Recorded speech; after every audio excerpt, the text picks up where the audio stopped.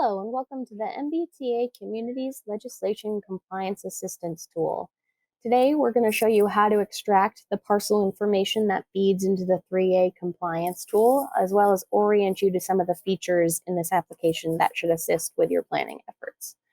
So before I get started, I just want to open up the legend and give you a rundown on the layers that we've included in this app. The first layer is the community proposed districts. Now, this is going to be any of the districts that have been formally submitted into MVPC. The second one is MBTA Communities Legislation requirements. And if I click on one of the communities and arrow over to the next layer here, you'll see that this contains all of the requirements for each community to meet the legislation, as well as the deadlines.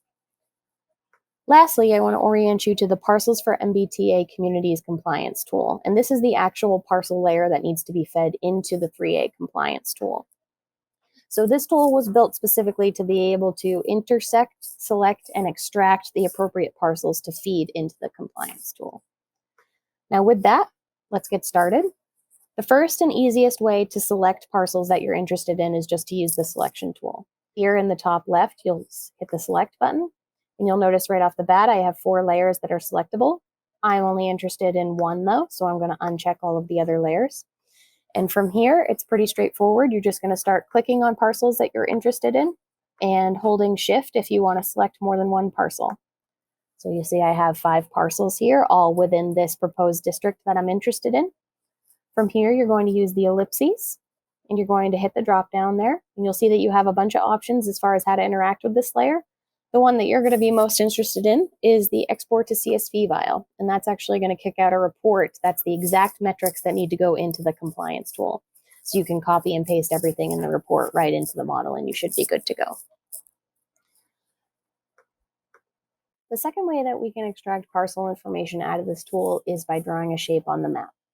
To do that, we're actually going to use the query tool. So I'm going to X out the selection tool and head over to the query tool. You'll see that we have 2 scenarios under the scenario builder. The first is to draw a shape on the map, so I'm going to leave it there. Now you get to select which type of map drawing tool you're interested in. So for our purposes today, I'm going to select the polygon tool. And then you'll see that it's pretty simple. You can just start clicking around on the map. Now I do recommend that you draw your shapes a little bit interior to the proposed outline that you're thinking of, just so that we make sure we don't overselect parcels. But when you're done, you'll double click.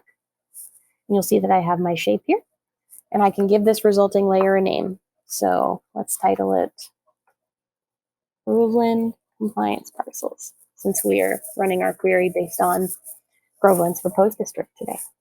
So we're going to hit apply, and you'll see that my results should kick out the exact same 5 results that I did when I had just selected the parcels by hand.